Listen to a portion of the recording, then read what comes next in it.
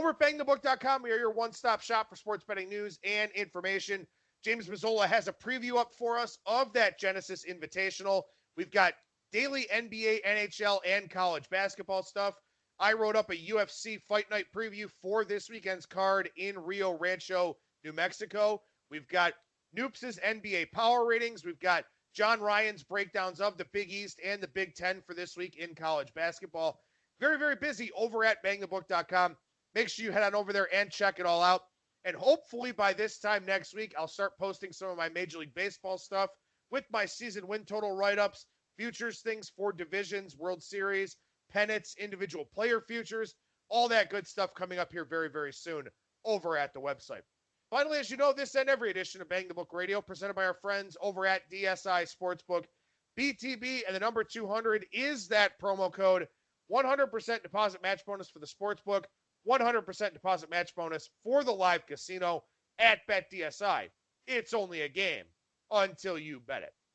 Two guests on the program here today. We start with professional handicapper Bryan Leonard from WagerTalk.com. Bryan, how's it going today, man? Everything's going great. Looking forward to talk some baseball, some NBA, and hopefully get the listeners some winners.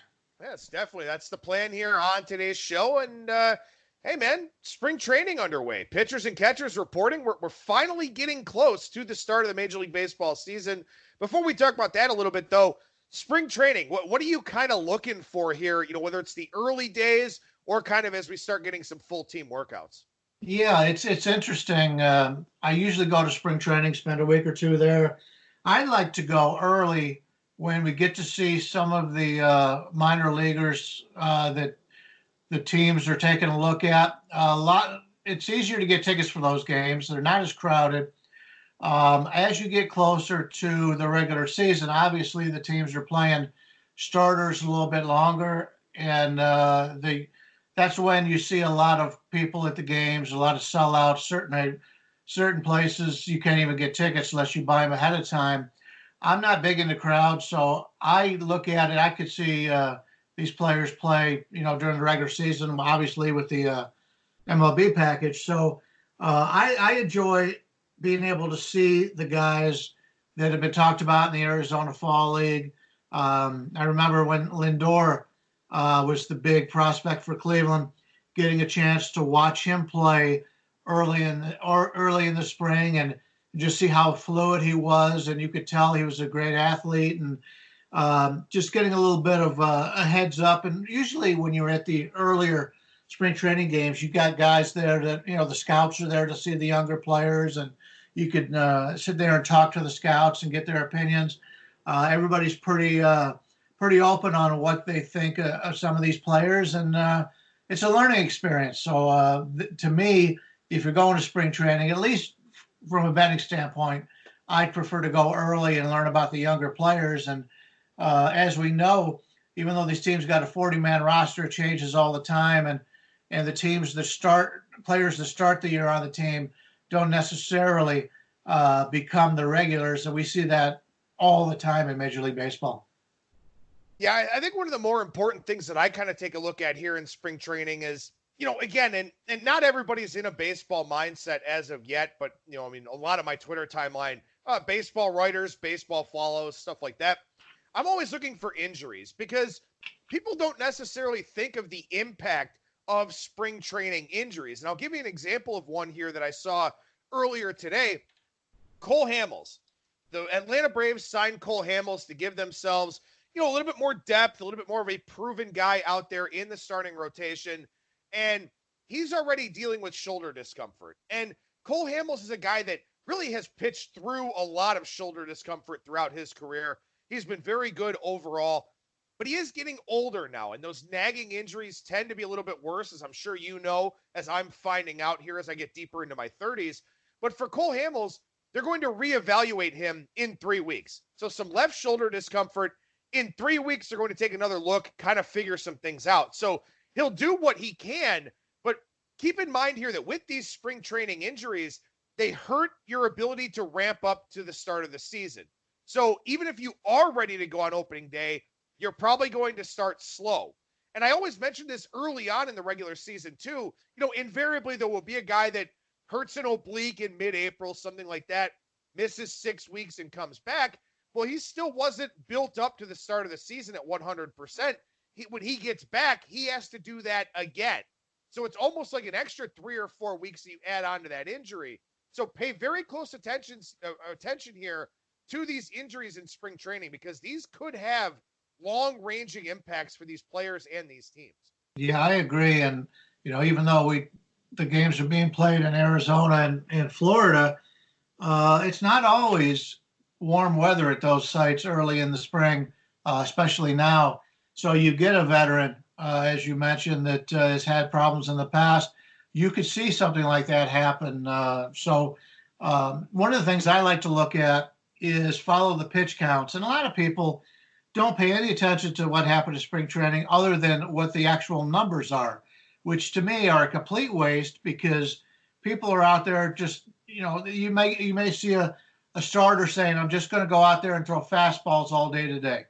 And then the other team racks them up for 10 runs and 4 innings of work. And you go, oh, he was terrible. Well, if the other team knows all he's getting is fastballs, they're going to be able to tee off. But for him, he wants to get that and build up his fastball count.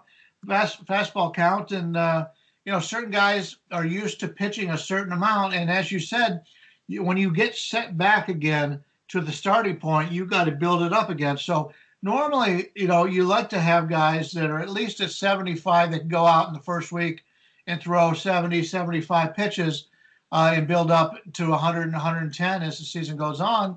But if you get set back and, you're a guy like that, then you're only at 30, 40 pitches at that point. Unless you're following it, you really don't know. And people will just, opening week, you get excited and you go, oh, this guy was great last year. And he's pitching tonight. And you just assume it's the same guy as the year before. But it's really not, because he's not in that same area as he was the previous season. Yeah, and again, these are things that you want to pay close attention to. Obviously, a lot more with pitchers than you do hitters, because, hitters generally have that quicker recovery time because they don't have to build their arm strength up the way that pitchers do. But again, something like this with Cole Hamels, you sit there and say, okay, he gets reevaluated in 3 weeks. Well, that's maybe, the second or, 2.5 weeks or something like that into spring training games. Yeah, but that's a lot of time of building up his arm, bullpen sessions, things of that sort that he winds up missing. He's probably going to miss at least the first half of April, if not all of April here, assuming it's just a minor thing. All of a sudden, that changes kind of the outlook for the Braves, who do have great starting pitching depth. Don't get me wrong. They're one of the deepest rotations and minor league systems in baseball.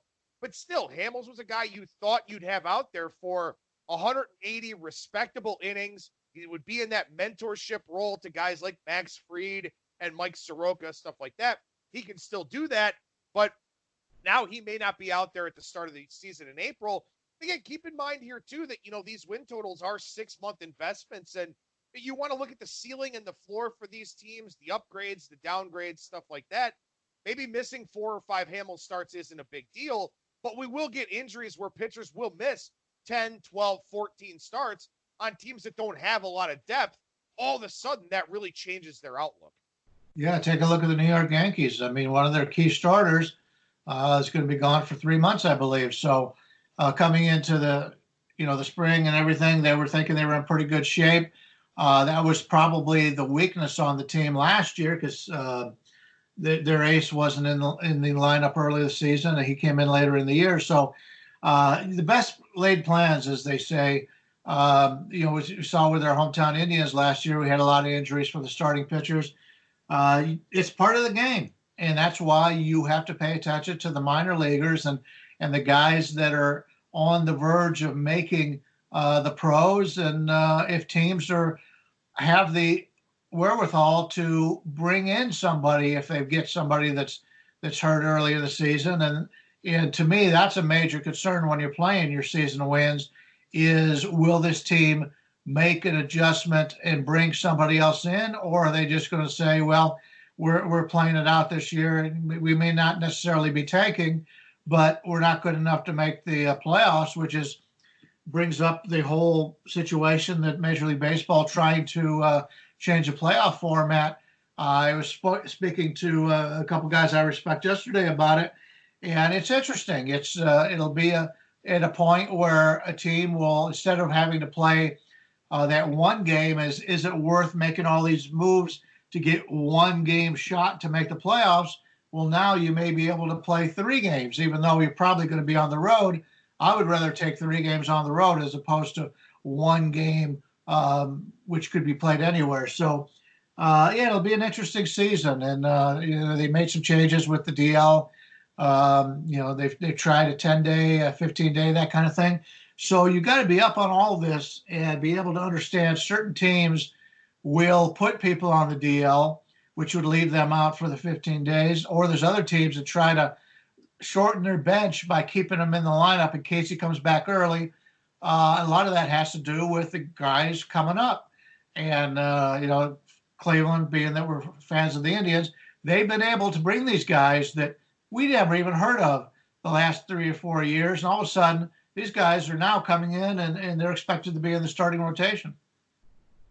So what you're referring to there is that Major League Baseball may be expanding to 7 playoff teams in each league and then kind of going with a 3-game series. There are buys involved for the top teams. There are ideas to maybe pick your opponent for the first round. We'll see if that comes to fruition a little bit down the line here. But for now, we've got our regular format, the 3 division winners, the wild card game. The winner of the wild card game goes on to play the team with the best record. So as we take a look ahead here to some futures stuff, whether it's division, pennant, or World Series, do you generally see any value betting? Obviously you and I both see value in the season win totals, but do you see value in betting on these World Series or division or pennant futures? Yeah, the only time I do is if I see something that I think is drastic. I played the Padres 30-1 when they lost to the Yankees in the World Series, but like I said, it's something that's got to be like a long shot type of thing to be able. There's people out there right now going in and playing the LA Dodgers to win the World Series at this current number, which is very short. To me, to tie up your money for 6-7 months for this kind of thing on something that's very similar to what you could probably get when the playoffs start is something that I'm not interested in doing. There's a young team, we got certain teams in baseball that have some young talent. They may be able to put it all together and really surprise. If you're getting 30-40-1, something like that, I may be interested in doing it. But for the most part, I look for the over-unders for season wins. Yeah, I agree. I think that, because you look at the sample size of a Major League Baseball season, over 162 games, you're not getting a ton of surprises.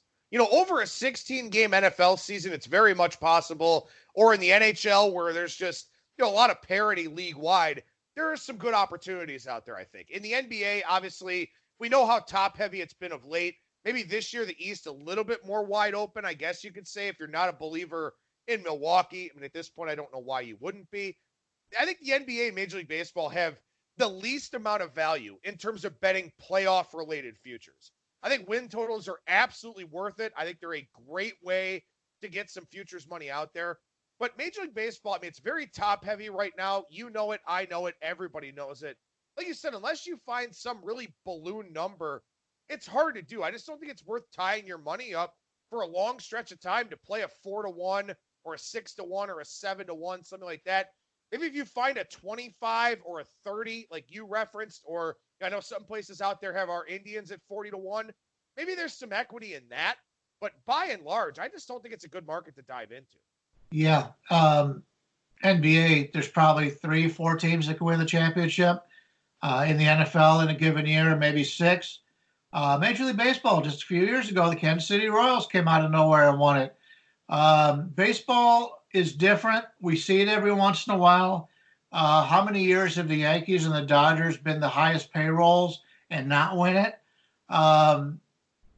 Hockey, to me, is the one where you find a team with a hot goalie and they go right through the playoffs. Hockey, to me, is, if you're looking to play a futures to win it all, that would be the sport that I would recommend, because you just watch these hockey games and a team could be dominating. In fact, the other day, I think Detroit was at Boston, and Detroit wins at Boston. and Detroit's by far the worst team. And I think Boston's probably the best, along with Tampa. And they're like a $4 favorite, and they lose straight up. You see that in baseball. You don't see that in the NFL very often, other than the big surprise to me was the final week of the season when Miami wins. Is what, a 17-point underdog at New England. You don't see that kind of thing very often, especially in the NBA playoffs where you've got so many up and down the court. But anytime you have a tennis or an NBA where you've got more reps, you're going to see the better teams win. And which is why, in baseball, I play 162 games. That's why I love baseball. At the end of the season, teams making the playoffs are all pretty good. Yeah, at least you would certainly hope so. I mean, for the most part, they definitely have been here of late. So with kind of that division mindset in mind here, I thought this was a pretty good line. I'm not an odds maker by any means, but I guess this is a pretty good line here. 6 division winners last year: Yankees, Twins, Astros, Braves, Cardinals, Dodgers. Over under 4.5 of those 6 division winners win their divisions again this year. I will say under. I think the Yankees are a clear-cut favorite in that division. Dodgers, clear-cut favorite in theirs. I have worries about the Houston Astros. Everybody in that division has gotten better. I like the Oakland Athletics. In the American League Central, the Twins win, but Twins are the best team in that division. But it wouldn't surprise me if Cleveland or even the White Sox gave them a pretty good battle. The National League East is completely wide open. 4 of the 5 teams could win it, and it wouldn't surprise me. The NL Central is the same way, other than the Pirates. Any of those 4 teams could win. So, yeah, I definitely play the under there. All right, what if it was 3.5? Still the under? It depends on what the number would be, the juice. But I would, off the top of my head, I would say 3 would be the correct number. Yankees, Dodgers, and either the Astros or the Twins. Anything more than that would surprise me. Yeah, I think it's interesting because, the East and the Central, the National League, as you mentioned, I mean, there's 4 teams in both of those divisions that could win it. I do think Philadelphia is the weakest of those 8 teams that have a chance. So I think maybe it's more of a 3-team race in the NL East for me. I'm not high on Philadelphia at all this season, and neither was PECOTA, which we'll talk about here in a second. I'm just not a big believer in the Phillies. I like the Mets quite a bit, which is obviously terrifying given that, they kind of find a way to screw things up every single year. But that NL Central is very wide open. I do like Cincinnati there in that one, and we'll talk about that more as we go forward here. But, yeah, I mean, outside of the Dodgers, and I think the Rays could kind of chase down the Yankees. I think they could make that one very, very close. But to me, the Dodgers are easily the clear-cut, best team in baseball, especially with Mookie Betts. Now, they'd be the only lock, I would say, for a division. I'd be surprised if Houston lost. I think they're a year away from really kind of collapsing a little bit. But again, this is why I don't think there's a whole lot of value, in these division futures because, okay, let's say that you think that, maybe the Mets or Washington can win the East over the Braves. Well, what are you getting in that return? Plus 125, plus 175, plus 200, something like that to tie your money up for 6 months. Right. There's just not a lot of equity in division futures at all in baseball. Yeah, I definitely agree. And it's something, the tying your money up is the major part to me because there's plenty of times, I play a lot of season wins. I play a lot of game of the year type of things. And I know, especially with the games of the year, that I'm going to have an advantage at the end of the year by playing, the Red Sox to win the American League East at this point. I could get probably better numbers later in the season. The Red Sox personnel isn't strong enough for me to think they're going to beat the Yankees. And Tampa's a team that is just a better organization. So that's one of the things you got to take a look at the organizations. And there's certain teams that, say what you will about the Indians. The Indians are always competitive. And they've cut the payroll. Anytime you cut the payroll, it's not a good thing when you're playing overs for season wins. But they have found ways around it. The Twins, for years, are one of those teams that you take a look at the personnel and you think, how does this team win? They're just good teams. And San Diego's maybe just the opposite, where you've got great prospects. You've got a place where it's a nice ballpark. Everybody wants to play in San Diego, beautiful city, but they always seem to underperform, and you see it each and every year. And last couple of years, they've gone out and brought in some major free agents, and they still can't win. Well, and I think it's a good segue into taking a look at the PECOTA projections that came out yesterday, because everybody's kind of talking about this. And, it's one of those things that, look, I mean, I don't love projection systems, and there are a lot of them out there, as we know. I'm just not really a huge fan of them. And keep in mind, too, that PECOTA's not looking to predict an exact win-loss record. It's taking a range of expected outcomes, and then the average is what they put out there for PECOTA. But it is something that can have something of an impact, on the season win total market. It is something that people do take an extended look at. It's not something that I necessarily love. But you take a look at a team here like the St. Louis Cardinals. The St. Louis Cardinals are a team that year in and year out, they perform close to expectation. They end up falling very, very close to their season win total number. It just, for whatever reason, it's the way that things kind of play out for them. This year, their PECOTA projection is about 80 wins, and their season win total out there right now in the 87.5 range. Last year, they won 91 games. There are some organizations that just perform well year in and year out. I wouldn't say they underachieve. They don't overachieve. They perform to expectation. And now you get something with PECOTA where the Cardinals expected to really fall off here. And I'm not going to say it makes you question the formula, it makes you question the system, but it is one of those things that kind of makes you think a little bit. Yeah, anybody who puts these things out early and stands by them, I give them all the credit in the world. Doesn't mean they have to be right. It just means that they're going out and telling you that. And if I agree with the Cardinals, I think the 80.3, I believe they have it at, is a little low, because the Cardinals got some really good minor leaguers that may make a difference this year. If you could correct me if I'm wrong, but didn't PECOTA, wasn't that the one with the Cubs last year, said they were going to win about 80 games? Yes. Yeah, and that caused a massive ripple. I mean, the Cubs organization was pissed. Everyone was out there talking about it on social media. And, I mean, hey, you know what? The Cubs are interesting, too, because the last week of the year, they were horrible. I think they were 2-10 over their last 12 games, something like that. They were right there in the playoff hunt and then just totally fell apart. And it looks like they did have this dramatic fall off closer to where PECOTA projected them. But a lot of that was just because they played badly in the last week of the year. Yeah, I had the Cubs under, and that was one of my bigger bets for season wins last year. So I agree with the PECOTA. People take a look at stars, and we kind of touched on this last week. We talked about the White Sox, some of the players that they brought in, and some of the other teams have brought in these big stars. People tend to basically overrate the stars or what these guys have done before. And keep in mind, it's a totally different situation. Every team, you got different hitting coaches, different pitching coaches. Just because you bring in a guy that's done well in the past at a certain place doesn't mean he's going to do nearly as well at the next place. And that was like Philadelphia last year. Philadelphia brought in all this high-priced talent, and they underperformed. And I bet them under. So it worked out well for me. But yeah, it's a different game. You really need to look at who they had, how many at-bats they had. What will they do now? It's like, for the Indians, it looks like their entire outfield, at least for the most part, 5 or 6 guys or whatever, are going to be guys who are playing against lefties or playing against righties. So instead of looking at what they've done completely, you have to look and say, okay, well, Bauer, this guy's going to hit against lefties. This guy's going to hit against righties. What will their combined output be when you compare that to somebody else who may have a full-time guy who is there? So even they're using everybody on the bench. And for Terry Francona, that's what he has done since he's been to Cleveland.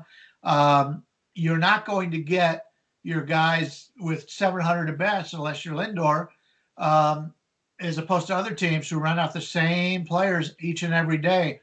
The Dodgers have been very good at that. The Dodgers will rest some of their players because they're so deep. And I prefer teams like that, because if there is an injury, they can bounce back from it a little bit better than a team who comes into the season thinking, okay, this is our 9 guys, and they don't have the guys on the bench to make the big difference. And as we've seen with the Yankees already in the pitching staff, losing a guy early like that can really make a difference. All right, so we transition over to a very different market here for a couple of minutes to finish up this segment with Bryan Leonard, and that's the NBA. And Bryan, we've got 11 games tonight here. There are no back-to-backs for Thursday, so all 22 of these teams playing their final games before the All-Star break tonight. Does that change the way you handicap these games this evening? Yeah, it's definitely a concern. I always try to put myself in the position of the players. Will they be excited to go on vacation? Are they looking past this game? We talked about something that I noticed with Cleveland the other day when they went to Oklahoma City, and they looked terrible the game before. Then they go to Oklahoma City, a game that they're not supposed to win, and they're in it the entire game. Now they're at home against an Atlanta team catching 2 points. Will Cleveland try to get the victory? Obviously they want to look good, but I still think they're tanking. Whereas Atlanta, they've gone out and they picked up a center. Atlanta's a team that, they may not make the playoffs this year, but I think they're still trying to win. And with the new additions, each team has a new addition at center, but I think it's more important for Atlanta to get the victory. And so if I'm looking at that game based on what I've seen so far, I'd lean with Atlanta. But there's certain teams that at this point, the season's been a disaster for them. And they get a chance to go out and, get on vacation. They've already made their plans. Are they really going to show up for this game? There's a few teams out there that are in that boat. And but there's other teams that have the veteran leaders. The Lakers, a team with veteran leadership, playing on the road to Denver, a team that they'll likely play in the playoffs. It wouldn't surprise me if they come out and play their normal game tonight when they play on the Denver Nuggets. Yeah, that's a big question about Cleveland tonight. Also, the weather is going to be awful in Cleveland. So, they don't draw anyway right now, but they're not going to have very much of a crowd at all whatsoever here in tonight's game. And like you said, it was a great point you made last week that, when they play teams they can beat or at the very least compete with, they don't show up. When they play teams better than them, where they know they're going to lose anyway, then they wind up showing up and covering some big numbers. So maybe a Cleveland fade in the cards here for tonight. But with the NBA going dark here, I noticed that the NHL schedule is really condensed. They don't have to fight for the arena dates. So a lot of NHL games here over the next week or so. But now that the NBA is going to go on break, people won't be able to bet it. Maybe they're going to try to find something to do with that money burning a hole in their pockets. May go over to the college basketball side here. And it's kind of a buyer beware thing right now if you haven't been paying attention to college basketball. Yeah, college basketball. I'll be honest with you. I had Michigan State yesterday, and they're up by 20 in the second half. And the people I was with said, that's a winner. And I said, I've been there enough where I know that nothing's over. And sure enough, even the worst part was they won, but they failed to cover. And that's just the way it is. College teams, young players get out certain runs. The Mississippi game yesterday, they're being outscored by like 12 early on in the game. They win the game by 25 in what was basically a pickup situation. So a lot of variance in college basketball, and it's just something you got to be aware of. I would encourage, to be honest with you, if people don't play a lot of hockey, start looking at hockey, because a lot of people like to play underdogs, and I think hockey gives you a lot of advantage in playing underdogs just based on the way the puck bounces, and just because you're the better team that day does not mean you get the victory.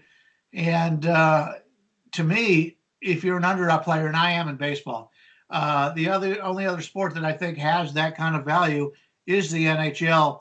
And you look at the records of these teams; they're all relatively close. There's, it's sort of like baseball when you've got a few teams that are just dominant, and you got one or two teams that are bad, but everybody else on a given night can win, and you're getting real good plus money in a lot of these cases. Bryan Leonard, professional handicapper over at wagertalk.com. What's going on over there right now, man? A little bit different day today over at Wager Talk. We're doing a lot of videos, what we call evergreen videos, where we talk about going with each handicapper, giving our top things we look for in each sport. So little bit different than breaking down the games because obviously we've got the NBA going on a break, and it's so tough to handicap, a few days in advance of the games. So we've decided to do that this week, and it'll be interesting to see. They're going to go through each handicapper, and each of them give them 2 or 3 points. So I'm looking to hear what the other guys look at in certain sports and how to handicap certain teams, how to make a living doing this. So it'll be interesting on videos. I would recommend people to take a look at the videos we start putting out today. Well, of course, as always, make sure you follow Bryan on Twitter at @BLeonardSports. Bryan Leonard, professional handicapper over at WagerTalk.com. Appreciate your time as always, man. Thank you so much for joining me, and we'll talk to you again next week. Sounds great. Best of luck to everyone. There you go. There's Bryan Leonard. Once again, you can find his work over at WagerTalk.com and follow him on Twitter at @BLeonardSports.